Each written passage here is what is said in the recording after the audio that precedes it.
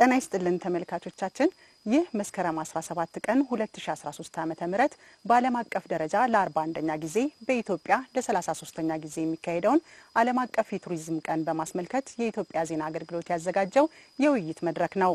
የዘንድሮ ዓለም አቀፍ የቱሪዝም ቀን በኢትዮጵያ የሚከበረው ቱሪዝም ለገጠር ልማት በሚል መርህ ነው። እኛም ይህን ታሳቢ በማድረግ በአመሰራረቱ ከአፍሪካ ግንባር ቀደም በሆነውና በውስጡ በርካታ የቱሪስት መስህቦችን በያዘው የሱባ መናገሻ ደን ውይይታችንን ለማድረግ ወደናል።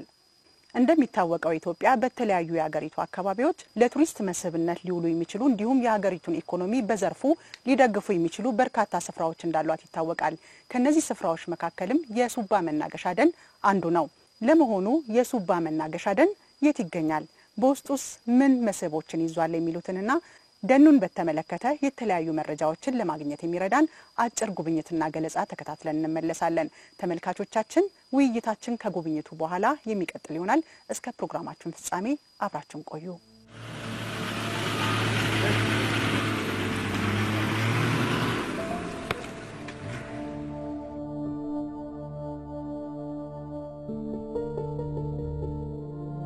እንኳን ደህና መጣችሁ። እሺ በላይ ይባላልው ሱባ ደን ውስጥ የኢኮቱሪዝምና ዋይልድ ላይፍ ኤክስፐርት ነኝ። ሱባ ደን እንደምታውቀው ኦልደስት ፓርክ ኢን አፍሪካ ነው የሚባለው እድሜ ጠገብ ደን ነው። ኦልደስት ፓርክ የተባለው ምክንያት በአጼ ያዕቆብ ጊዜ በ15ኛው ክፍለ ዘመን ከአፍሪካን ሀገራት ቀደም ብለን ስለ ኮንዘርቬሽን ስለጀመርን ብቻ ነው እንጂ ደን በፊትም ነበረ ማለት ነው። ኢትዮጵያ በደን የተሸፈነች ነበረች በዛን ሰዓት።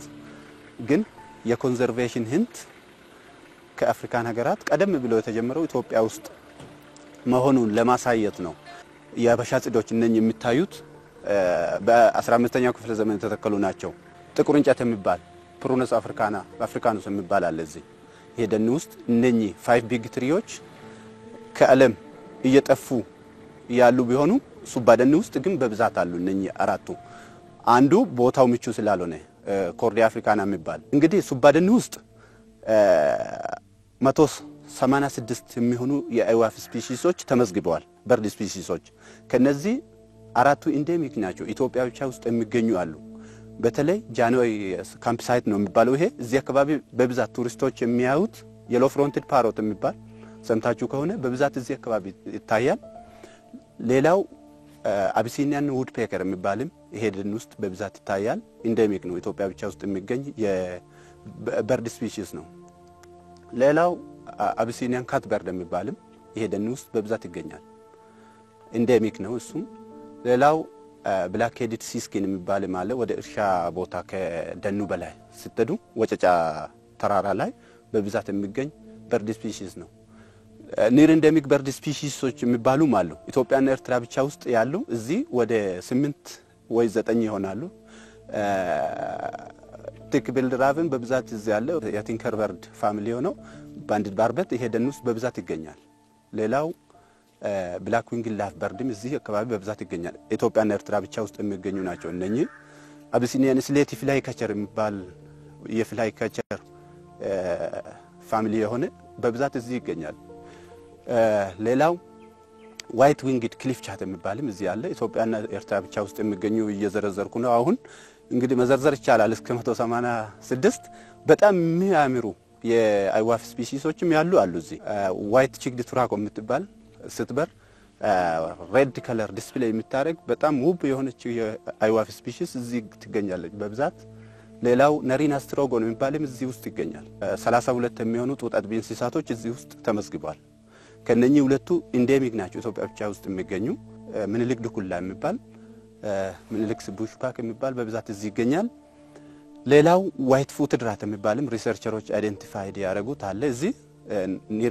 ኢንዴሚክ ነው። ይሄ ኢትዮጵያ ብቻ ውስጥ የሚገኝ የአይጥ ዝርያ ነው። ጉሬዛ በብዛት እዚህ ይገኛል።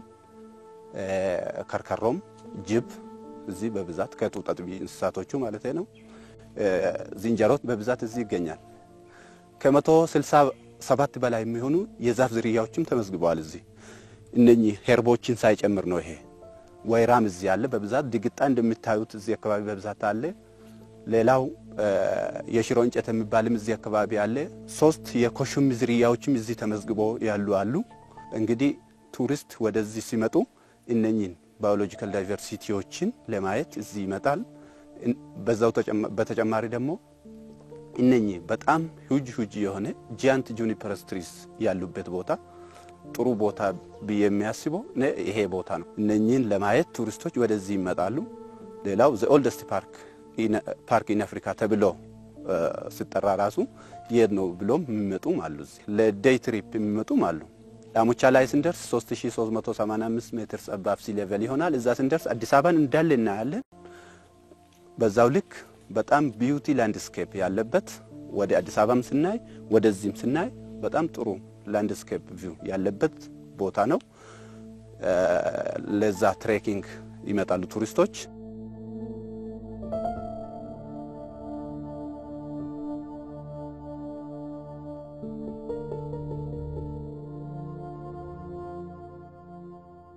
ገለጻውን ተከታትለን ተመልሰናል። ከተለያዩ የቱሪዝም ዘርፍ ከተሰማሩ ባለድርሻ አካላት የተውጣጡ የሥራ ኃላፊዎች እዚህ በውይይቱ ላይ ለመታደም ተገኝተዋል።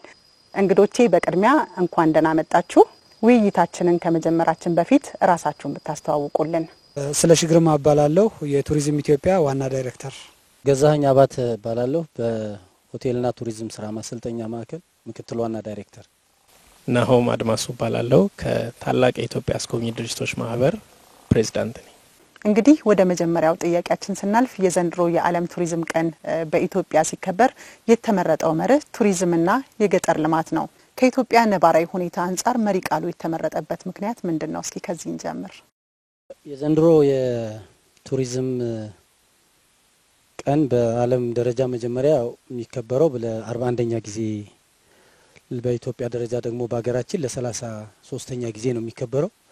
አሁን እንደገለጹ የዘንድሮ የዓለም ቱሪዝም ድርጅት ወይም UNWTO የሚባለው በ2020 የሚያከብርበት መሪ ቃል ቱሪዝም ኤንድ ሩራል ዴቨሎፕመንት ነው የሚለው። ይሄንን ቀጥታ መውሰድ ይቻላል፣ እንደገና ደግሞ አሻሽሎም እንዳገር ተጨባጭ ሁኔታ መውሰድ ይቻላል። የዘንድሮ መሪ ቃል በሚኒስቴር ደረጃም እንዲሁም በአጠቃላይ እኔም አቶ ስለሺም በአቢ ኮሚቴነት የምንመራው እንዳገር የተቋቋመ ኮሚቴ አለ። ይሄ በሚኒስቴር መስሪያ ቤቱም ደረጃ በኢፌዴሪ ባህልና ቱሪዝም ሚኒስቴርም ማለት ነው እንደ አጠቃላይ አገራዊ የሆነውን መሪ ቃል በቀጥታ ትርጉሙን መውሰድ አስፈላጊና ከኛም ሀገር ተጨባጭ ሁኔታ ጋር የሚሄድ በመሆኑ ቱሪዝምና ገጠር ልማት በሚል መሪ ቃሉ የሚከበርበት ሁኔታ ነው ያለው። ምናልባት አሁን እንዳልሽው የኛ ሀገር አጠቃላይ ነባራዊ ሁኔታው አርሶ አደር ወይም አርብቶ አደር የሚኖርበት አገር ነው ያለን። የኢትዮጵያንም አጠቃላይ ህዝብ 80% 82-80% የሚሆነውም በግብርና የሚተዳደር ነው። አርብቶ አደርም የምትዩ በከፊል በገጠር ልማት የሚተዳደር የህብረተሰብ ክፍል ስላለን ቀጥታ መሪ ቃሉ የሀገራችንን ነባራዊ ሁኔታ ያማከለ ምናልባትም ደግሞ በውስጡም የያዛቸው ይዘቶች ጭምር የገጠሪቱን አካባቢ ከማልማት ከመጠበቅ ቅርሶቻችንን የሚጠፉ ወይም ሊጠፉ የተቃረቡ ባህሎቻችንንም ከመጠበቅ አንፃር ከፍተኛ ስራ ሊሰራበት የሚታሰብ በአገርም ደረጃ እንደ መንግስትም በተለያዩ በክልሎችም በቴጂ ያሉን ሀብቶች አሁን የጎበኘነው ያለንበትን ሱባንና ሱባን የሚመስሉ በርካታ የገጠሪቱ የሀገራችን ክፍሎች ጠብቀው የኖሩባት የተለያዩ ብርቅዬ የዱር እንስሳት ያሉት የአገር ባህል መድኃኒትም ሊሆኑ የሚችሉ ለሌሎች ዓለም ሊተርፉ የሚችሉ ኢንዲጂነስ የምንለው ወይንም አገር በቀል የምንላቸው ዛፎች፣ እጽዋቶች፣ የዱር እንስሳዎች፣ አዋፋት ያሉበት የሚገራርሙ ቦታዎች አሉን ያልተጠቀምንባቸው።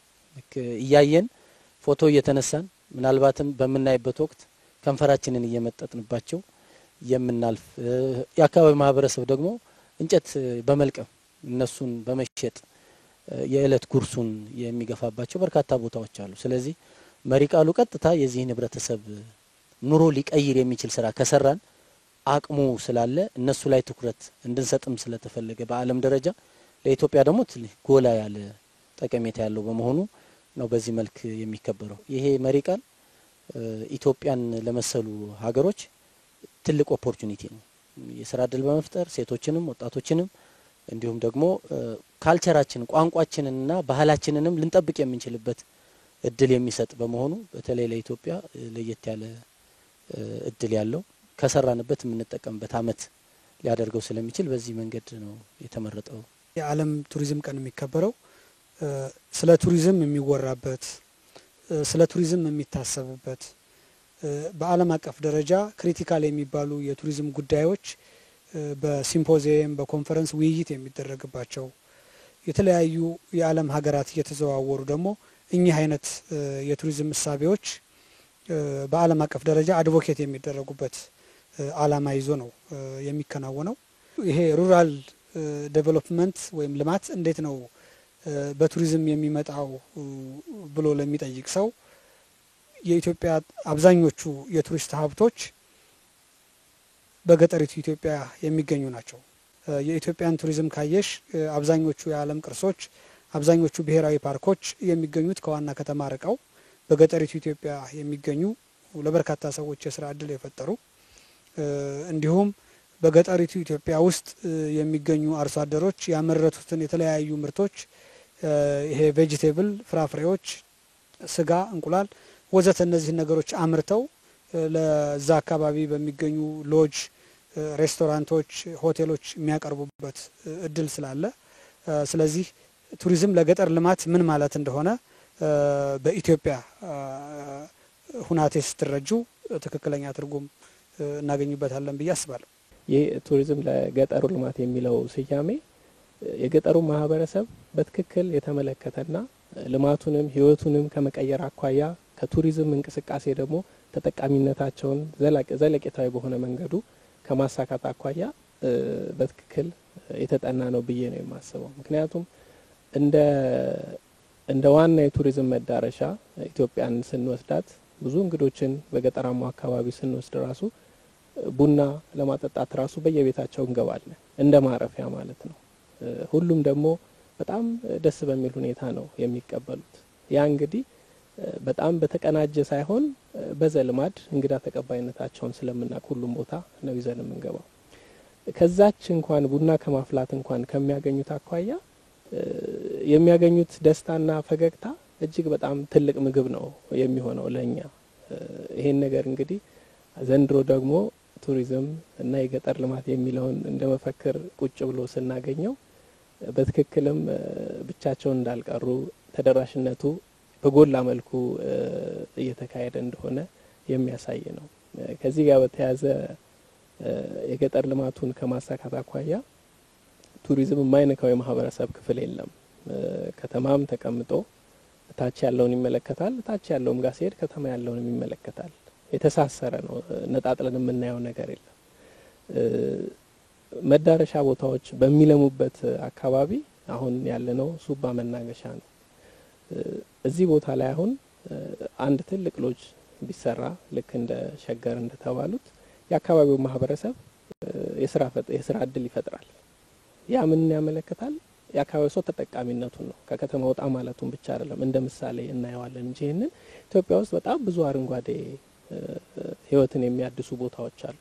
እነሱ ሁሉ ሲለሙ በአካባቢው የሚኖረው ማህበረሰብ ከሚኖረው የኑሮውን የተሻለ ህይወት መግፋት እንዲችል የራሱን የሆነ አስተዋጽኦ ያደርጋሉ እና መልካም አጋጣሚ ነው ቱሪዝም ለገጠር ነው።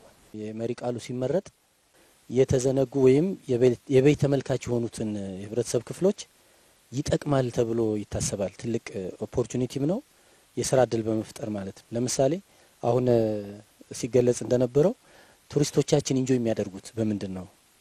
እኛ ራሳችን አሁን ከከተማ ወጥተን የተቆራረጠ እንጀራ ከመብላት በትሪ በሞሰብ እንደዚህ የቡና ሴሬሞኒ ስናይ ማር ከተማ ላይ መጥቶ በተለያየ መንገድ ተቀላቅሎ ከሚሰጠን ከቀፎ በሆነ ሳህን ወይም በሆነ እቃ በገጠር ሲቀርብ ባህላዊ ምግቦች ሲቀርቡ መጠጦች እንደዚህ የምንሸጣቸው ፕሮዳክቶች ናቸው።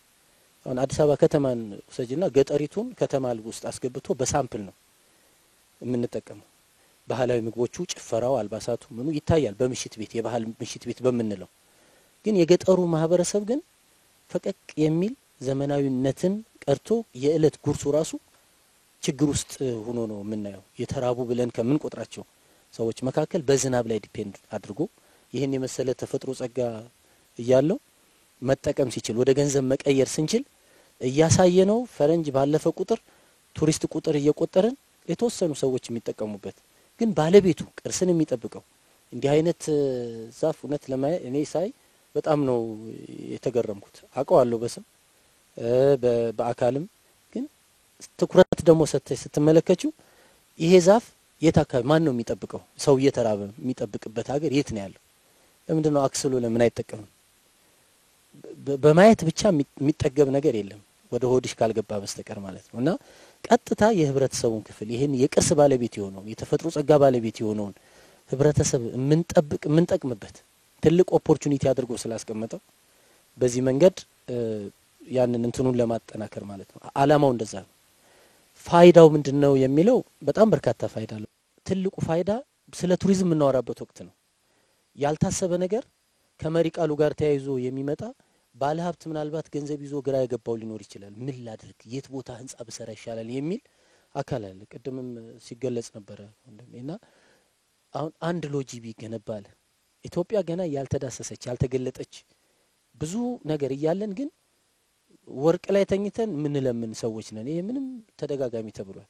ምናልባት ጠቅላይ ሚኒስትራችን አንድ ወቅት ሲናገሩ አቧራ ማራገፍ ነው ሲሉ ነበር።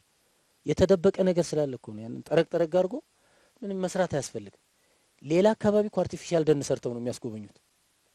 ባለሀብቱ ምን ልስራ የሚል ከተማ አካባቢ ላይ ህንጻ በመደርደር ገንዘቡን ዝም ብሎ የሚያስቀምጥ ሰው ትክክለኛ ኦፖርቹኒቲ መኖሩን የምናመላክትበት ቅስቀሳ የሚደረግበትም ኦፖርቹኒቲ ይሰጣል። ስለዚህ እያንዳንዱ ሰው ያለንን ሀብት ለይተን ትንሽ ከሰራን አሁን የስራ እድል ፈጠራ ትልቅ ሄዴክ ነው። ራስ ምታት ነው። ወጣቱ ድንጋይ ይወረውራል። ወጣቱ ተመርቆ ቁጭ ይላል። የምናውቃቸው ዲሲፕሊኖች ላይ ብቻ እየተመረቅን ወይም እየተመረቁ ወጣቱ ለአንድ ሰው እስከ 3000 2000 ሰው ማስታወቂያ ላይ ይሰለፋል። ይሄ ወዶ አይደለም የሚሰለፈው፣ አይኑን የሚገልጥለት ስላጣ የሚያስተባብረው ስላጣ ነው። እዚህ አካባቢ ላይ ሀብታምም ላይ መጣ ይችላል። ፎርዛት ማታ ሀብታም ሳይመጣ የአካባቢው አመራር የዞንም የክልልም የወረዳ እዚህ አካባቢ ያሉ ተወላጆች ተሰባስበው ወጣቱን በዚህ ፓርክ አካባቢና በዚህ መሰል ፓርኮች አካባቢ ሎጂ መመስረት ይቻላል፣ ማደራጀት ይቻላል። የዕለቱ መከበር ለቱሪዝሙ ዘርፍ እድገትና መነቃቃት በመፍጠር ረገድ የሚኖረው ፋይዳስ እንዴት ይገለጻል? ዕለቱ መከበር ምን አይነት አስተዋጽኦ ያበረክታል ለሚለው እያወራን ያለነው ቱሪዝም ለገጠር ልማት ምን አስተዋጽኦ አለው ነው። ስለዚህ ስለ ቱሪዝም ዘርፍና ስለ ገጠር ልማት ያለውን ትስስር ማሳያ የሚሆኑ ገጠራማ ቦታ ላይ ቱሪዝም ሲኖር ቱሪዝም የሚጠይቃቸው መሰረታዊ ነገሮች አሉ። ለምሳሌ ቱሪስቶች ከሚኖሩበት ቦታ ወይም ቀዬ ወደ አንድ ገጠራማ ቦታ ሄደው ሊጎበኙ ቢፈልጉ የሀገር ውስጥ ጎብኝ የሚሆኑ የውጭ ትራንስፖርት ይፈልጋሉ። ስለዚህ ይሄ ትራንስፖርት አክሰስ ወይም አገልግሎት እንዲከፈት ያደርጋል። ስለዚህ ቱሪዝም ለገጠር ልማት የምንለው ለቱሪዝሙ ተብሎ የሚሰሩ መንገዶች፣ ለቱሪዝሙ ተብሎ የሚሰሩ ኤርፖርቶች ወይም አውሮፕላን ማረፊያዎች ለአገሬው ህዝብ ወይም ለገጠራማው ኮሚኒቲ አስተዋጽኦ ይኖራቸዋል ማለት ነው። ስለዚህ አንዱ ጠቀሜታው በጣም ክሪቲካል ጠቀሜታው አንድ ገጠር ቦታ ላይ ወይም ሩራል ኤሪያስ ላይ ቱሪዝም ሲኖር ኢንፍራስትራክቸራል ባላንስ ያመጣል። የመሰረተ ልማት ዝርጋታዎቹን ያስተካክላል። ስለዚህ ይሄ አንዱ ሊታይ የሚገባው ጉዳይ ነው። ምናልባት ኢትዮጵያ ውስጥ ካሉ ከተሞች ውስጥ ትልልቅ ከተሞች እያሉ ትንንሽ ቦታዎች ወይም ገጠር ሊባሉ የሚችሉ ቦታዎች ላይ ኤርፖርት ይኖራል። ዋናው ምክንያት ግን ብታጠኚ ቱሪዝም አለ ከጀርባው። ስለዚህ ቱሪዝም ለመሰረተ ልማት ዝርጋታ ለቱሪስቶች አክሰሲቢሊቲ ተብሎ ስለሚሰራ ልክ እንደ ከተማ ሁሉ መሰረተ ልማቶች እንዲስፋፉ ትልቅ አስተዋጽኦ ይኖራል። ሁለተኛው ጠቀሜታ ብዬ የማስበው በኢኮኖሚ ጫና ለምሳሌ ገጠር አካባቢ ላይ በተለይ ይሄ ሃይላንድ ፓርት ኦፍ ኢትዮጵያ አልቲቱድ ከፍ ያለው አካባቢ ለረጅም አመታት ሲታረስ የቆየ ነው። በርካታ የፖፑሌሽን ሳይዙንም ስታይ በአንድ ቤተሰብ በአንድ ሃውስ ሆልድ ውስጥ ብዙ ሰው ነው ያለው። በዚህ ምክንያት መሬቱ ደክሞት ብታርሺው ፕሮዳክቲቭ አይደለም ወይም ውጤታማ አይደለም፣ በቂ ምርታማነት የለውም። ስለዚህ እነዚህ አይነት ቦታዎች ደግሞ በባህሪያቸው ለቱሪስቶች ለሃይኪንግ እና የተለያዩ የቱሪዝም እንቅስቃሴዎች የሚሆኑ ቱሪስት ሳቢ የሆኑ የመሬት አቀማመጣቸው ወይም ላንድስኬፓቸው ውብ ነው። ስለዚህ ቱሪዝም እነዚህ አካባቢ ገጠራማ ቦታዎች ላይ መምጣቱ በግብርና ላይ ብቻ መሰረት አድርጎ የነበረው ኢኮኖሚ ወይም ምጣኔ ሀብት ከግብርናው ወደ ሁለተኛው ይሄ ሰከንዳሪ የምንለው ወደ ማኑፋክቸሪንግ ሳይደርስ ቀጥታ ወደ ሶስተኛው ቴሪሻሪ ወይም አገልግሎት የኢኮኖሚ ዘርፍ ይሸጋገራል። ያ ማለት ቀጥታ ከግብርና አንድ ማህበረሰብ በገጠራማው ኢትዮጵያ ወደ አገልግሎት ዘርፍ ይሸጋገራል ማለት ነው። ስለዚህ የአገልግሎት ዘርፍ መግባታቸው ገጠራማው አካባቢ ላይ ምን ወደ ገጠራማው ኢትዮጵያ ምን ጥቅም አለው? ከገጠር ወደ ከተማ የሚፈልሱ በኢኮኖሚ ምክንያት የሚንቀሳቀሱትን ሰዎች ቱሪዝምን በገጠራማው ዓለም ወይም ኢትዮጵያ በማስፋፋት ሰዎች ባሉበት ቦታ ተስማምቷቸው የሚችሉትን ያክል ለሀገርም ለዓለምም የምጣኔ ሀብታዊና የአካባቢ ጥበቃ አስተዋጽኦ እያበረከቱ እንዲኖሩ እንዲቀጥሉ የሚያስችል ነው ማለት ነው እና በእኔ እምነት ለመሰረተ ልማት መስፋፋትና ኢኩዊታብል የሆነ ፍትሃዊ የሆነ የመሰረተ ልማት ዝርጋታ እንዲኖር ያደርጋል። በሁለተኛ ደረጃ ግብርና ላይ ብቻ መሰረት አድርጎና ተንጠልጥሎ ያለው የሰዎች የመኖር ህልውና አማራጭ የሆነ ኦልተርኔቲቭ ላይቭሊሁድ ነው የሚባለው አማራጭ የሆነ የኢኮኖሚና የመኖሪያ ዘይቤ ይፈጥራል። በሶስተኛ ደረጃ ደግሞ ከገጠር ወደ ከተማ የሚሸጋገረውና ከተማ ላይ ከፍተኛ ጫና የሚፈጥረውን እንቅስቃሴ ለመግታትና ለመቀነስ አስተዋጽኦ ይኖረዋልና የገጠርን ልማት በቱሪዝም ማረጋገጥ እንደ አንድ አማራጭ አዋጭ ነው ብዬ አምናለሁ። ቱሪዝም ለገጠር ልማት የሚለው በኢትዮጵያ ላይ መከበሩ የሚፈጥረው መነቃቃት በተለይ በገጠራማ አካባቢ ላለው ማህበረሰብ እጅግ በጣም እስከዛሬ ከነበረውም የበለጠ ነው። ምናልባትም ውጤቱን ስናየው ነው ምን ያህል አልተጠቀምንበትም ብለን የምናስበው። በዋናነት ለገጠሩ ማህበረሰብ የሚያስፈልገው የባለቤትነት ድርሻ እንዲኖረው ነው የሚያደርገው። በማንኛውም ሁኔታ ላይ ጎብኝም ይሁን አስጎብኝ ሄዶ ቦታውን ብቻ አይቶ ዝም ብሎ የሚወጣ ከሆነ የአካባቢው ሰው ወይ ጥሩ ተቀባይ አይሆንም ወይም ደግሞ ለዛ ቦታ ዋጋ አይሰጠውም።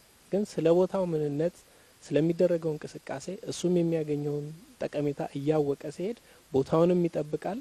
ሁሉን ነገር ለመንግስት ብቻ መተው አንችልም። ፓርኮች ሲባል ለፓርክ አስተዳደር መተው አንችልም። ቋሚ ቅርሶች ሲባል ሁሉም ደግሞ ለመንግስት ተቋማት ብቻ ትተን የምንተው አይደለም። ማህበረሰቡን ያላማከለ የቱሪዝም እንቅስቃሴ በተለይ የገጠራማውን ህዝብ ልማታዊ አይሆንም። ልማት ብለንም ልንጠራው አንችልም። ምክንያቱም በሚጠፋበት ጊዜ ዋና ተጠሪ የሚሆነው እዛው አካባቢ ያለ ሰው ነው። ያ ሰው ተጠቃሚነቱ ካልተረጋገጠ የባለቤትነት ስሜትን ወደ ውስጥ እንዲያሰርጽ ካላደረግን ቱሪዝም አይሆንም። እኛ ዛሬ እዚህ ላይ ቆመን ስለ ቱሪዝም የምናወራው የገጠሩ ማህበረሰብ ስላለ ነው። መዳረሻ ቦታ ላይ ያለው ማህበረሰብ ስላለ ነው። እነሱ ስላሉ ነው ዛሬም እኛ ቆመን ስለ ልማትም የምናወራው። በትንሹ እንኳን አሁን ቅድም ዞር ስንል የተለያዩ አዋፋትን ጉሬዛዎችን አይተናል። ከከተማ ታች ድረስ እየሄድን ልናስጎበኝ እንችላለን። በቦታው ላይ የሚደረጉ ተጨማሪ ጥናቶች ካሉ አንዳንድ አዳዲስ ለውጦች የሚኖሩ ካሉ በዋናነት በቀዳሚነት የሚያውቀው የአካባቢው ሰው ነው። ስለዚህ እንግዳ ይዘን በምንሄድ ሰዓት አዳዲስ ነገሮችን ከአካባቢው ሰው ነው የምናውቀው የምንረዳው። አንዳንዴም ደግሞ እንግዶች ብቻቸውን መሄድ በሚፈልጉ ሰዓት እዛ ቦታ ላይ ያለው የአካባቢው ማህበረሰብ ስለ አገልግሎት አሰጣጥ ብቁ የሆነ መረዳት ካለው በኃላፊነት መስጠት እንችላለን። ትውልድ ላይ መሰራት ያለበት ነገር ነው። አሁን የቱሪዝምን እንቅስቃሴ እንደ ቱር ኦፕሬተር ወይም እንደ ባህልና ቱሪዝም ወይም ቱሪዝም ኢትዮጵያ ፖቴንሻሉን እናውቀዋለን። ግን ያንን ፖቴንሻል ህዝቡ እንዲያውቀው ምን መደረግ አለበት የሚለው ላይ ማህበረሰቡ ላይ መሰራት አለበት። በፌዴራል ሌቭል ብቻ ሳይሆን ክልል ላይ ያሉ የቱሪዝም ቢሮዎች አሉ፣ በየወረዳው ያሉ አሉ። እዛ ቦታ ላይ ያሉት ሁሉ ጠቀሜታውን አውቀው ለማህበረሰቡ ማስተላለፍ መቻል አለባቸው። ጥቅሙ ዝም ብሎ የሚመጣ ጥቅምም አይደለም። በአንድ ጊዜም ደግሞ ከታሰበው በላይ አምቢሽየስ የሆነ ነገር ለመሰብሰብም ማሰብ የለባቸው። ዘለቄታዊ የሆነ ልማት ህይወትን የሚለውጥ ገጠር የሚባለው ነገር ከተማ መሆን የሚችልበትን አይነት ተጽዕኖ ፈጥሮ ጥሩ ልማት ማምጣት የሚችል እንቅስቃሴ መሆኑን ለነሱ ማሳወቅ ያስፈልጋልና በዚህ መልኩ መንቀሳቀስ ከቻለን መንገዶች ሁሉ ወደ ኢትዮጵያ ያመራሉ የሚባለውን ነገር ማውራት የምንችልበት ጊዜ ሩቅ አይሆንም ነው የምን እንግዲህ ኢትዮጵያ በርካታ የቱሪስት መስህብ ስፍራዎች እንዳሏት ይታወቃል። ልክ አሁን እዚህ እንደምንገኝበት ሱባ መናገሻ ደን የመሳሰሉ ሰፋፊ እምቅ የቱሪስት ሀብቶች ያሉባቸው ስፍራዎች አሏትና እነዚህን ስፍራዎች በአግባቡ አልምቶ ጥቅም ላይ በመዋል ከዘርፉ ተጠቃሚ ለመሆን ያልተቻለባቸው ተግዳሮቶች ምን ነበሩ እስካሁን ድረስ? ኢትዮጵያ በጣም በርካታ ሀብት ነው ያላት። በጥብቅ ቦታዎች ወይም ፕሮቴክትድ ኤሪያ የሚባሉት እንኳን ከ60 በላይ ናቸው። ብሔራዊ ፓርኮች ከ24 አካባቢ ናቸው። እነዚህ ሁሉ ቦታዎች ላይ ቱሪዝም በሚፈልገው ደረጃ አላደገም። ያላደገባቸው ዋናው ምክንያት አብዛኛው ኢንቨስትመንት አዲስ አበባ ላይ ብቻ ፎከስ አድርጎ የሚሰራ ነው። የሆቴል ባለሀብቶችን ካየን አንድ ሆቴል ብቻ ሳይሆን 2-3 ሆቴል ላይ ኢንቨስት ማድረግ ካለባቸው መሰረተ ልማቱ የተስፋፋ የሴኩሪቲ ስጋት የሌለባቸው አብዛኛውን ጊዜ ደግሞ ኩዊክ ካሽ ቶሎ ትርፋማነትን ለማረጋገጥ የሚሆኑት የከተማ ባህሪ ያላቸው ከመሆናቸው አንፃር ሰዎች ከአዲስ አበባ ወጥተው ወደ ሩቅ ቦታዎች ሄደው አሁን ይሄ ሱባ መናገሻ ሩቅ የሚባል አይደለም። ከአዲስ አበባ በቅርብ ርቀት በአንድ ሰዓት ድራይቭ እዚህ ቦታ ላይ ጎብኚዎችም መምጣት የሚችሉበት ኢንቨስተሮችም እዚህ ቦታ ላይ መዋዕለ ንዋያቸውን አፍሰው ተጠቃሚ ሊሆኑበት የሚችሉበት እድል አለ። የኢንቨስትመንት እይታችን ግን እንደ ሀገር ዋና ከተማዎችና ታዋቂ ከተማዎች አካባቢ ላይ ካልሆነ ወደ ገጠሩ ኢትዮጵያ ደፍሮ ገብቶ ኢንቨስት ማድረግ አልተለመደም ማለት ነው። ስለዚህ ይህን ምክንያት አድርገን በቱሪዝም ኢትዮጵያ በኩል ከአዲስ አበባ ወጥተው ሰዎች ኢንቨስት በሚያደርጉበት ጊዜ ሊያበረታታቸው የሚችል ፓኬጅ ቀርጸን በቱሪዝም ኢትዮጵያ ቦርድ በኢንቨስትመንት በፌዴራል ኢንቨስትመንት ቦርድ አጸድቀን የቱሪዝም ኢንቨስትመንቶች ከአዲስ አበባ ከተማ ወጥተው እንዲህ አይነት ጥብቅ ቦታዎች ላይ እንዲስፋፉ ለማስቻል 7 ቦታዎችን አጸድቀናል። እነኚህ ቦታዎች ላይ ሰዎች ኢንቨስት እንዲያደርጉ ያመቻቸን ነው ማለት ነው ተልእኳችንም ስለሆነ። ስለዚህ አንዱ የኢንቨስተሮች ደፍሮ እነኚህ ቦታዎች ላይ መግባት አለመኖር ነው። ለምንድን ነው የማይገቡት ነው? የቱሪዝም ኢንቨስትመንት በአብዛኛው የኢትዮጵያ ክፍል በበቂ ሁኔታ ተሰራጭቶ ማናየው ለቱሪዝም ዘርፍ አስፈላጊ የሆነ የኢንቨስትመንት ፋይናንስ ድጋፍ የለም፣ የብድር አገልግሎት የለም። አብዛኞቹ ድጋፍ የሚደረግላቸው ለምሳሌ ለኤክስፖርት በሚደረገው ልክ ለቱሪዝም ድጋፍ የለውም። ቱሪዝም ከመቼውም ጊዜ በላይ አቴንሽን አግኝቶ በአገር አቀፍ የኢኮኖሚክ ሪፎርም ማሻሻያ ውስጥ ከ5ቱ አንዱ መሰሶ ሆኖ የገባው አሁን ነው። ስለዚህ ቱሪዝም ላይ ለኤክስፖርት በሚደረገው ልክ የፋይናንስ አቅርቦት አልነበረም። ስለዚህ እያልኩ ያለሁት ምንድነው፣ አንደኛ የመሰረተ ልማት ዝርጋታዎች ከኢትዮጵያ በተለይ ማዕከል ከሆነችው ከአዲስ አበባ ውጭ የለም በበቂ ሁኔታ። ሁለተኛ ኢንቨስት ማድረግ ቢፈልጉ የሚፈልጉትን ያክል የፋይናንስ ድጋፍ የብድር አቅርቦት የለም። ሶስተኛው ደግሞ ባለሀብቱ በራሱ ኢንቨስተሩ ያለው እይታ ኩዊክ ካሽ ወይም ቶሎ ኢንቨስት አድርጎ ቶሎ ትርፍ የሚያገኝበትና እርግጠኛ የሆነበት የሴኩሪቲ ስጋት የሌለበት ቦታዎች መርጦ በዋና ዋና የከተማ ማዕከሎች ላይ ነው ኢንቨስት ማድረግ የሚፈልገው። እነኚህ አሉ። ከዛ ቀጥሎ ደግሞ የቱሪዝም ተቋማት የኛን ተቋም ጨምሮ በሚፈለገው ደረጃ የቱሪዝምን አጠቃላይ ጽንሰ ሀሳብ ተረድቶ በክልል አስርጾ ከክልል ወደ ታች ዞን ወረዳ ድረስ አስርጾ ቱሪዝም ኢንቨስትመንቱ እንዲሰራ እንዲበረታታ በርካታ ጥረቶች አልተደረጉም። ስለዚህ እነኚህ ናቸው መሰረታዊ ነገሮች። በቱሪዝም ኢትዮጵያ አሁን የተዘረጉት ኢንቨስትመንት ፓኬጆች በባሌ፣ በሰሜን ተራሮች፣ በአዋሽ፣ በነጭ ሳርና በገርአልታ፣ በኤርታሌ ያሉትን ማበረታቻዎች እንግዲህ የግንባታ ቁሳቁሶችን ከቀረጽ ነጻ ማስገባት ብቻ ሳይሆን 5 ዓመት የታክስ ፎይታ አላቸው እነኚህ ቦታዎች። ምናልባት ይህን ፕሮግራም ለሚከታተሉ ባለሀብቶችና የቱሪዝም ማህበረሰብ አካላት ወይም ወገኖች እነኚህ ቦታዎች ላይ ኢንቨስት ቢያደርጉ ሰፊ እድል አለ ማለት ነው። ስለዚህ ከአዲስ አበባ ወጥተን በሌሎች የኢትዮጵያ ድንቅ ቦታዎችም የቱሪዝም ኢንቨስትመንትን የመዳረሻ ልማት ስራን ማሳደግ እንችላለን ብዬ አምናለሁ። በዚህ መንገድ በሚፈለገው ደረጃ ተጠቃሚ አልሆንም የሚለው ከብዙ ፐርስፔክቲቭ ማየት እንችላለን። በዋናነት ግን አንዱ የትኩረት ማነስ ነው የሚመስለኝ። አንዱ ባለፈው ለምሳሌ ረጅም ጊዜ ቱሪዝም ለምንድን ነው ትኩረት ያልተሰጠው ምናምን ሲባል አንዳንድ ቦታ መልስ ሰምታችሁ ከሆነ ኢኮኖሚው በቱሪዝም ላይ ዲፔንድ ሊሆን ስለማይፈልግ ነው ይባላል። አንድ ወቅት ላይ ሱፐርቪዥን ወጣን እንደዚህ ምንድነው ለምንድነው ማታለሙት ለምንድነው ብድር ማትሰጡት የሚል የልማት ባንክ በአጋጣሚ ስናነጋግራቸው ለኛ ለብድር ብንሰጥ የሚያዋጣን ይሄ ዘርፍ ነው ይላሉ። ግን በፖሊሲ እዛ ሲቀመጥ አገልግሎት ሰጪ በሚል ስለተቀመጠ መስጠት አንችልም ይላሉ። ብዙ ሰው መሬት ወስዶ ገንዘብ ተበድሮ ኢትዮጵያውያንም ያልሆኑ ሰዎች የኢትዮጵያን ሀብት ይዘው ሄደዋል፣ ሰርቀውታል፣ ዘርፈውታል። እውነት ለመናገር ግን ይሄ ዘርፍ ሰውን መቀየር እንደሚችል ይታወቃል። ወይ ፐርፐስፉሊ ነው ወይ ደግሞ አለማወቅ ነው። እሱን ኢንቨስቲጌት ማጥናት ይቻላል። የትኩረቱ ማነስ ግን የተነሳው እንደውም አሁን በዚህ አሁን በቅርብ በትንሽ አመታት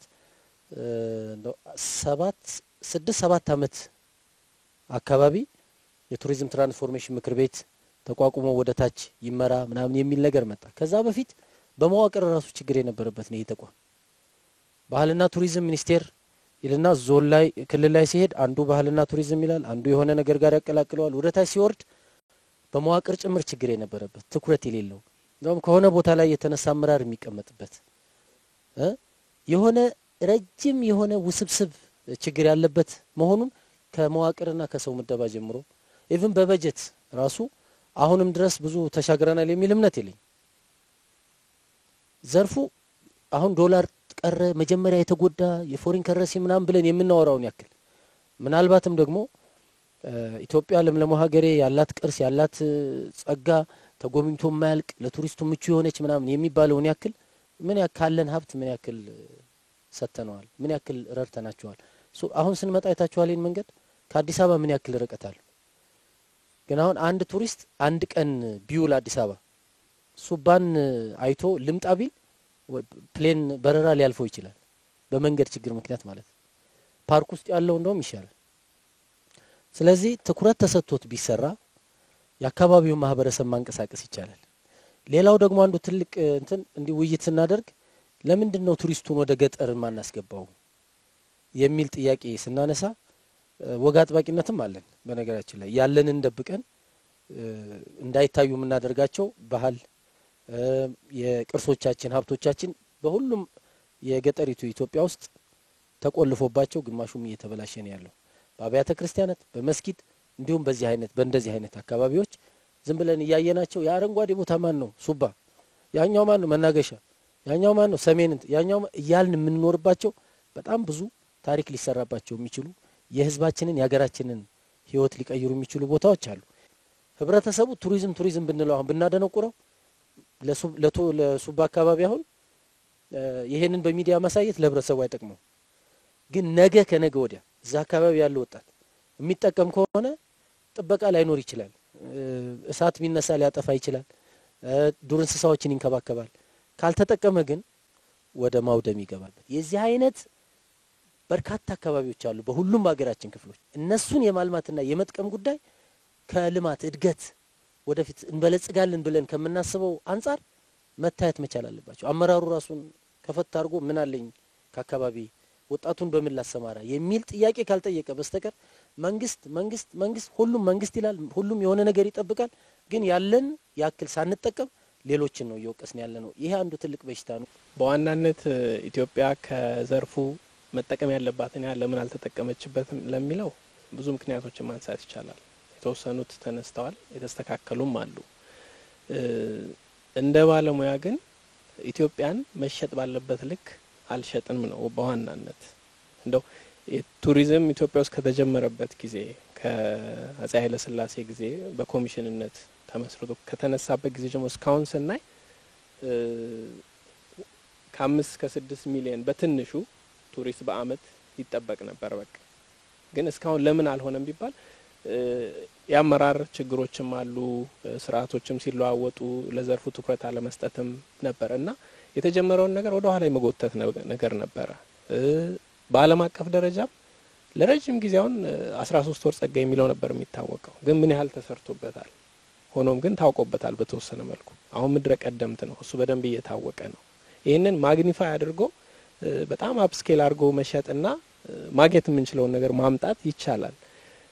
ሌሎችን ሀገሮች ስናይ ጥቂት ሀገሮችም ዞረናል፣ በጎረቤትም በውጭም ከአፍሪካ እንደ ሀገር ቀዳሚ ነን በቅርስ ብዛት በሚጨበጡም በማይጨበጡም በተጠቃሚነት ደግሞ ኋላ ነን። መሰረተ ልማቶች ላይ ያልተሰሩ ስራዎች አሉ። እነዛን መስራት ያስፈልጋል። አንድ አሁን እንደው ከብዙ አንዱን መጥቀስ በፈልግ ሳኒቴሽን ላይ ብዙ ይቀረናል። መዳረሻ ብዙ የሚያማምሩ ቦታዎች አሉ፣ ግን ንጽህና ቦታ ላይ ትልቅ መሰራት ያለበት ነገር ነው። ንጹህ አይደለም ግን ይቀረናል። መልማት ያለበት ነገር አለ። ብዙ ነገሮችን የኛም ባህል እስከመጡ ድረስ ኢትዮጵያን ነው የሚያዩት። ዝም ብሎ ማየት አይደለም። የህዝቡን አኗኗር ያሉትን መስህብ ቦታዎች አይተው ወደ ውስጥ አስገብተው ሄደው ጥሩ ነገሮችን ተናግረው ሌላ ሰው እንዲመጣ እንዲያረጉ ነው የምንፈልገው። ያንን ደግሞ ለማድረግ የኃላፊነት የተሞላበት የቱሪዝም አገልግሎት አሰጣጡን እንዳለ በእሴት ሰንሰለት ውስጥ ያሉትን በሙሉ አስተካክለንና በተሳለጠ መልኩ መተግበር ከሁላችንም ይጠበቃል። ዘርፉንም ደግሞ እንደ አንድ ኢምፖርት ሃርድ ከረንሲ እንደሚያመጣ ዘርፍ አልታየም ለረጅም ጊዜ። አሁን ኮቪድ ሲመጣ ነው ቱሪዝም ምን ያህል ገቢ ያስገባ ነበር የሚለው ተጽዕኖ በደንብ የታወቀው እና ለዘመናት ቱር ኦፕሬተሮችም በዚህ ኢንዱስትሪ ውስጥ ያሉትም ሲናገሩ ነበረ። ሆኖም ግን ያው እንግዲህ ጊዜው አሁን ነው መሰለኝ ወቅቱ በደንብ ትኩረት ተሰጥቶታል። ለቱሪዝሙ መስክ የተሻለ ትኩረት የተሰጠባቸው የተለያዩ ስራዎች የተጀመሩበት ሁኔታ ነው ያለው።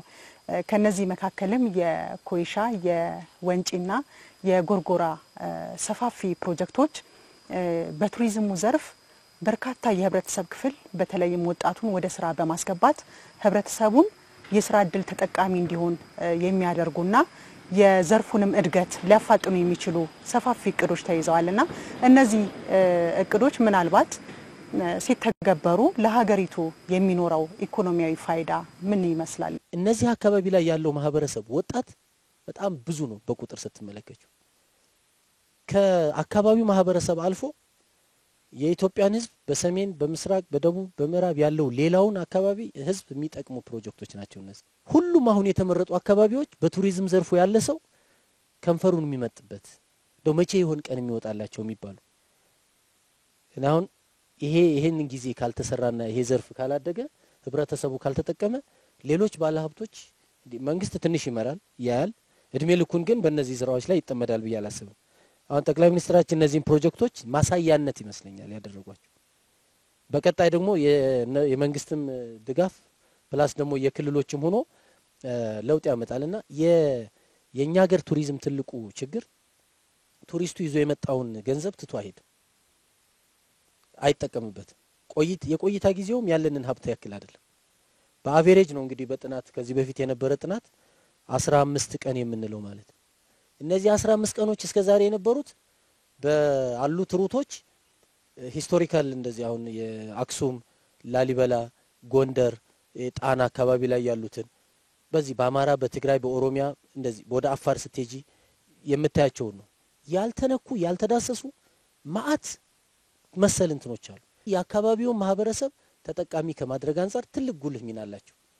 ሁለተኛ የቱሪስቱን ቆይታ ቱሪስቱ ከነበረባቸው የምናውቃቸውን መዳረሻዎች 9 ቅርሳለን እንዲህ አለን ከምንለው ወጣ ብለን ቱሪስቱ ሊቆይባቸው የሚችሉት እድል ስለሚፈጥር የውጭ ምንዛሬ የምናገኝበት ቱሪዝሙ ትልቅ የጀርባ አጥንቱ ነው ኢኮኖሚውን የሚደግፍበትን አማራጭ ስለሚያመጣ አገራችን በጣም የሆነ ምንድነው ብርድ የሚላት ኢትዮጵያ ትንሽ ብድር ሲቀንስ ነው አይደል ሰጪዎች ሲቀንሱ ምናምን ነው። ምናልባትም እኛ አበዳሪ ልንሆን እንችላለን ማን ያውቃል ወደፊት ማለት ከኛ አልፈን ደግሞ ወደፊት ወደ ጎረቤት ሀገር የምንሄድበት አማራጭ ይኖራልና ቱሪዝም ሊያስብለው ከሆነ ፓርክ አለን ቅርስ አለን እንዲህ ብለን የምንዘምርለት የአካባቢውን ማህበረሰብ ወይም ኢኮኖሚውን እስከደገፈ ብቻ ነው ህልውና ሊኖረው የሚችለው።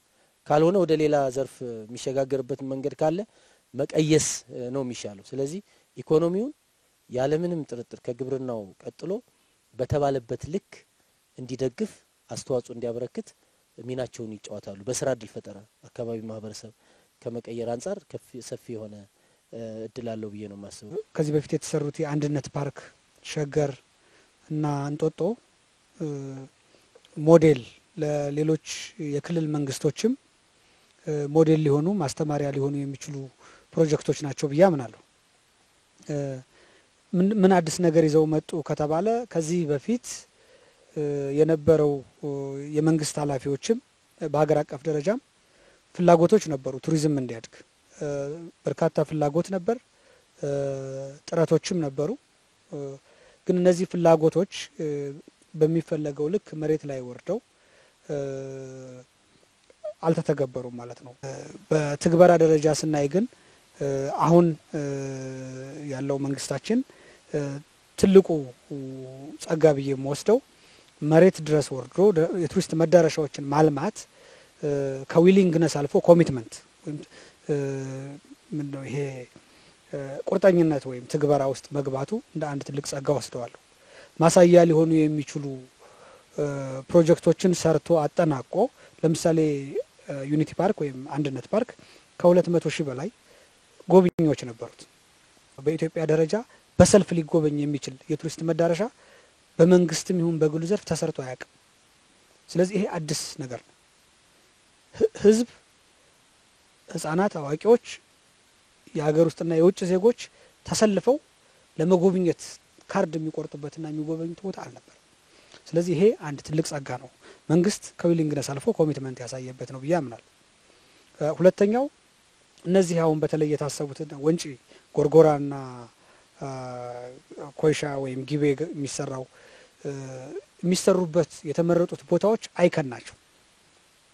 ጎርጎራን ከወሰድሽ ከባህር ዳር ጎርጎራ ወደ 90 ኪሎ ሜትር ነው። ርዝመቱን ነው የምነግርሽ። ወደ 36,000 ስኩዌር ኪሎ ሜትር ነው አጠቃላይ ትልቁ ሀይቅ ነው ጣና። ይህን የሚያክል ውብ የተፈጥሮ ሀብት ያለበት ቦታ በዙሪያው ያለው ፎረስት፣ ሞናስትሪዎቹ፣ የገዳማቱ በተለይ ጎርጎራ አካባቢ ያለው ታሪክ እና የተፈጥሮ ሀብት በሀይቁ ውስጥ ያለው ብዝሃ ህይወት ማሪን ላይፍ እጅግ በጣም ኢመንስ ነው። በተመሳሳይ ደረጃ በወንጪ ወደ ኮይሻም ከሄድሽ የጨበራ ጩርጩራ ድንቅ የሆነ የተፈጥሮ ሀብት ነው። ስለዚህ የተመረጡት ቦታዎች እጅግ በጣም ውብና ከፍተኛ አቅም ያላቸው ናቸው። ለእኔ አሁን ለቱሪዝም ምን ያመጣሉ እነዚህ ብለን ስንመለከት ኢትዮጵያ ውስጥ በርካታ ቱሪስት የማይመጣባቸው ብዙ ምክንያቶች ናቸው። ዋና ዋናዎቹ ውስጥ አንዱ ኢትዮጵያ የሆሊዴይ ዴስቲኔሽን አይደለችም። ሞምባሳ ውስጥ ቱሪስቶች ሲሄዱ ምክንያት አላቸው። ደቡብ አፍሪካ ውስጥ ሀይቆች አሉ፣ ምንድነው ይሄ ውቅያኖስ አሉ። ለመዋኘት ለመዝናናት በርካታ ቱሪስቶችን በአንድ ጊዜ የሚቀበሉ የሜዲትራኒያን ሪጅን ይሄ ሜዲትራኒያን በተለይ አሁን ወደ ደቡብ አውሮፓ ከሄድሽ እነ ጣሊያን፣ ስፔን ያሉበት ማለት ነው። ወደ ደቡብ አሜሪካም ስቴጅ እንደዚህ አይነት ባህር ያላቸው አለ። የዛ አይነት የሆሊዴይ እንትኖች አልነበሩንም፣ መስህቦች አልነበሩንም። መስህቦቹን ካየን ለምሳሌ አክሱም ምን ያክል ሰው በአንድ ጊዜ አኮሞዴት ያደርጋል? እዛም ሄደው ሰው ለምን ያክል ጊዜ ሊቆይ ይችላል? ታሪኩን ያለውን ባህል እሴቱን አይቶ ተመልሶ ጨርሶ ይወጣል። የሆሊዴይ ዴስቲኔሽኖች በባህሪያቸው ግን መዝናኛ ናቸው፣ ኢንተርቴይንመንት ሴንተር ናቸው። አሁን የሚሰሩት ነው ኮይሻ ላይ ወንጭ ላይና ጎርጎራ ላይ የሚሰሩት ሰዎች ቤተሰቦቻቸውን ይዘው ለረጅም ጊዜ ሊዝናኑባቸው፣ ስፖርት የሚሰሩባቸው፣ የሚዋኙባቸው፣ የሚመገቡባቸው፣ የሚጫወቱባቸው ነው የሚሆኑት።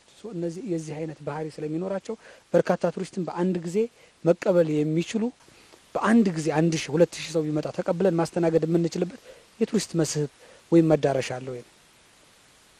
አልነበረም። ስለዚህ እነዚህ ቦታዎች በአንድ ጊዜ 1000 ሰው 500 ሰው ተቀብለው ማስተናገድ የሚችሉ ነው ማለት የሀገራችን ልክ ሊያሳዩ የሚችሉ ለዓለም ማህበረሰብም ለኢትዮጵያውያንም ሊያሳዩ የሚችሉ መሰረተ ልማቶች የመዝናኛ ማዕከሎች ነው እየተሰሩ ያሉትና ለገጽታ ግንባታ ትልቅ አስተዋጽኦ ይኖረዋል የሚል ግምት አለኝ። በተጨማሪ ቢዝነስ ዋይዝ ካየሽው ኢንቨስትመንቱ ምንድነው እየሆነ ያለው? ከዚህ በፊት የማህበረሰቡ በራሱ የኮሚኒቲ ቱሪዝም ተብሎ ተቋቁሞ ኮሚኒቲ ሎጅ ይገነባል። የተወሰኑ ትራያልስ አሉ፣ ራሱን የቻለ ቻሌንጅ እና ችግሮች የነበሩበት ቢሆንም ሌላው በፕራይቬት ሴክተር በግል ባለሀብት ሎጆችን የመገንባት ሆቴሎችን የመስራት የተወሰኑ የቱሪዝም እንቅስቃሴዎች አሉ። እነኚህ አዲሶቹ ፕሮጀክቶች ይዘው የመጡት እንጦጦ ላይ እንዳየ ነው መንግስት ከግል ዘርፉ ጋር በመሆን ተቀናጅቶ ትልልቅ ለውጥ ሊያመጡ የሚችሉ በርካታ ቱሪስት ሊያስተናግዱ የሚችሉ የሀገራችን ገጽታ ሊገነቡ የሚችሉ ለበርካታ ዜጎች ስራ ዕድል የሚፈጥሩ ማሳያ ሊሆኑ የሚችሉ ውጤታማ ፕሮጀክቶች ናቸው። እነኚህን በመላው የኢትዮጵያ ክልሎች በተመሳሳይ ደረጃ እንዲተገበሩ የክልል መንግስታት ኃላፊነት መውሰድ አለባቸው። በየክልሉ የሚገኙ ባለሀብቶችም የዚህ አይነት ኢኒሼቲቭ በር ድረስ እስከሚሄድ ከመጠበቅ ራሳቸው ቦታዎችን ለይተው ተመሳሳይ የልማት ስራዎችን መስራት አለባቸው። ባይዘው የኢትዮጵያ መንግስትና የኛ የሀገራችን የግል ዘርፍ ብቻ ሳይሆን የውጭ ይሄ ፎሬን ዳይሬክት ኢንቨስትመንት ከውጭ የሚመጡ ባለሀብቶችም ከኛ ሀገር ባለሀብቶች ጋር በቅንጅት የሚሰሩበት እድልም ይፈጥራል። በተወሰነ ደረጃም ፈጥሯል። ስለዚህ ይሄ ትልቅ አስተዋጽኦ አለው የሚል እምነት አለ። ለቱሪዝም የሚሰጠው ማነቃቂያ እጅግ በጣም ብዙ ነው፣ ዘርፈ ብዙ ነው። እንደውኛ ቱሪዝም ላይ ሆነን እንግዳ ከማስጎብኘት ወይ የተወሰነ አኮሞዴሽን ወይ ሎጅ ከመክፈት ባሻገር ዓለም አቀፍ የሆነ ስፔሻሊ የሀገሪቱን ኢኮኖሚ ከማነቃቃት አኳያ በጣም ብዙ ጠቀሜታ ነው ያለው። እንግዶቻችንን አምጥተን ስናሳይ በተወሰነ ርቀት የሆነ አኮሞዴሽን ከሌለ ረጅም መንገድ ነው የምንነዳው። የሚታይ ቦታ እንኳን ኖሮ ያንን አይተን እስክንመለስ ድረስ የሚመሽ ከሆነ አንዳንድ ጊዜ እነዚህ እድሜያቸው ከፍ ያሉ ከሆኑ ብዙ መንገድ ላይ መዋልን አይፈልጉም። ባጭሩ እያዩ ካልሆነም ደግሞ በፍላይት ነው የሚሆነው። ፍላይት የሌለባቸው ቦታዎች ሲሆኑ ደግሞ አይታዩም ማለት ነው። ሸገር አሁን ሌላም ቦታ ይተግበር ስንል ነበር። በቅርቡ ሀረር ሄደን ነበረ። ሀረርም ልክ እንደ ዩኒቲ ፓርክ አይነት ለመስራት ቦታ አሬንጅ አድርገዋል። ትልቅ ምሳሌ ነው። ሌሎቹም ይህንን በባለቤትነት ወስደው ሊተገብሩት ይገባል። ወደ ኢኮኖሚው ስንመጣ እንደው ባጭሩ ዝም ብዬ ባስቀምጠው ከሀርድ ከረንሲ ከማምጣት አኳያ የሀገር ባለሀብቶችን የምንጠቀምበት ትልቅ አድቫንቴጅ ነው የሚሆነው። ሁልጊዜ የውጭ ኢንቨስተሮች ይምጡ ብቻ ስንል የውስጡን አለማየትም ይኖራል። የውጭ ባለሀብቶች ሲመጡ የተወሰነ ሃርድ ከረንሲ ይኖራል፣ ሌሎች እንግዶች ይሳባሉ። ግን በዛው ልክ ደግሞ ፕሮፊት ሪፓትሪዬሽንም በዛው ልክ አለ። ሀገር ውስጥ ከሆነ ግን የራስ ሰው በራስ ሪኢንቨስት ነው የሚያደርገውና የባለቤትነት ስሜቱም በዛው ልክ ነው። አሁን ሀይሌም እዛ ቦታ ላይ ኢንቨስት እያደረገ ነውና ትልቅ የሚያኮራ ነገር ነው። እዚህ ባላንስ ኦፍ ፔመንቱንም ዓለም አቀፍ ኢትዮጵያ የሚኖራትንም የትሬድ ትራንዛክሽንም ጥሩ ሚዛን ነው የሚሰጠው። ገንዘባችን ወረደ ምናምን የምንለውንም ነገር ወደ ላይ ሊፍት ለማድረግ በብዙ ያግዛል። በዓለም አቀፍ ደረጃ የተከሰተው የኮቪድ-19 ወረርሽኝ ከፍተኛ ጫና ካሳደረባቸው ዘርፎች መካከል የቱሪዝሙ ዘርፍ አንዱ ነው።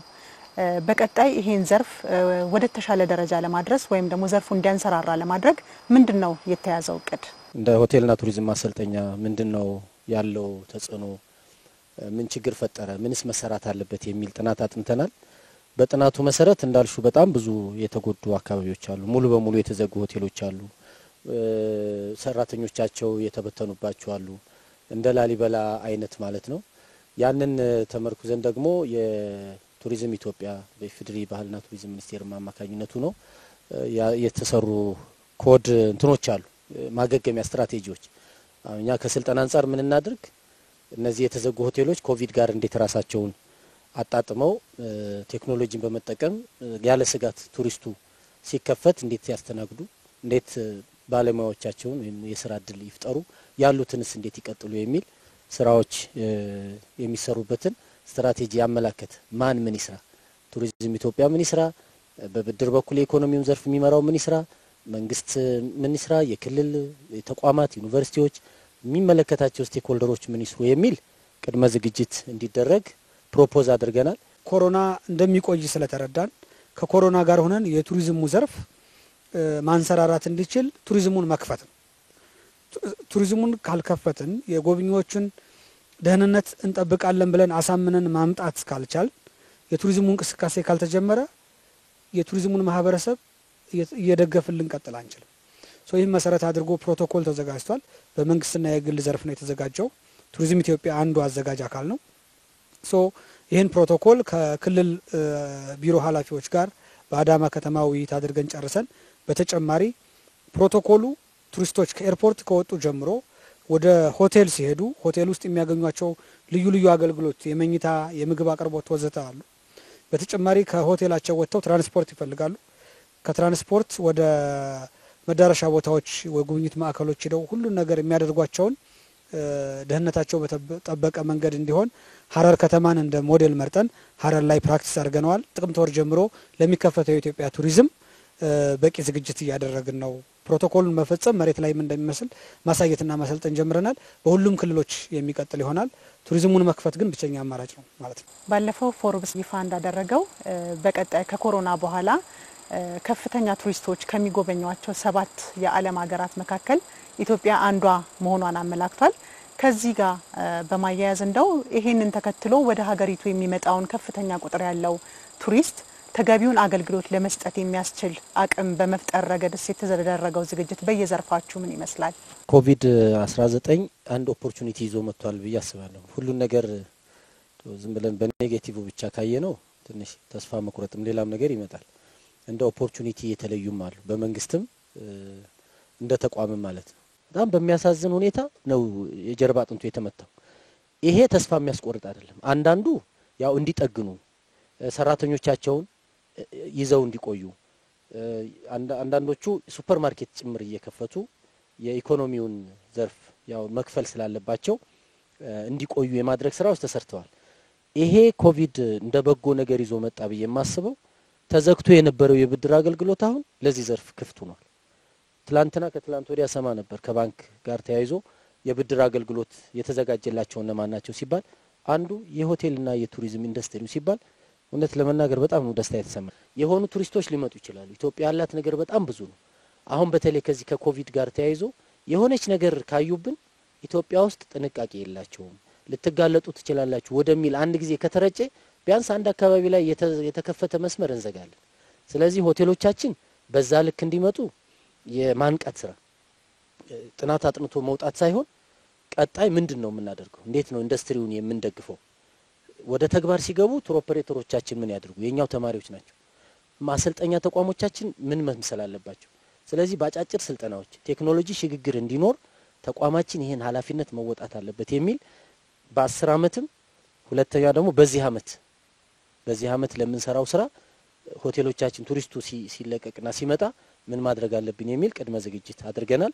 ስለዚህ ኮዱም ራሱ ዝም ብሎ ቢወጣ ተግባራዊ እንዲሆን የማንቃት ስራ ስለሚሰራ በተቋማችን ይሄን አይነት ሰርተናል። ፎርብስ አይቷል ብዬ የማስበው የመጀመሪያው እነሱ ያነሱት ፖስት ኮቪድ ነው፣ ከኮሮና በኋላ ከኮሮና በኋላ ብለው ሲያወጡ በኮሮና ባለበት ጊዜ ወቅት ምን እየሰራን ነው፣ ከኮሮና በኋላ ለሚኖረው ቱሪዝም ምን እየተዘጋጀን ነው የሚለውን ነገር አይተዋል።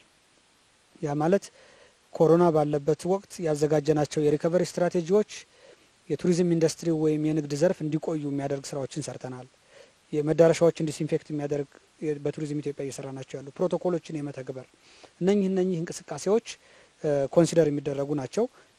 ወደፊት የጎብኚዎችን ኮንፊደንስና ደህንነት የሚጠብቁ ማረጋገጫዎች እየሰራን መቆየታችን ታዝበዋል የሚል እምነት አለኝ።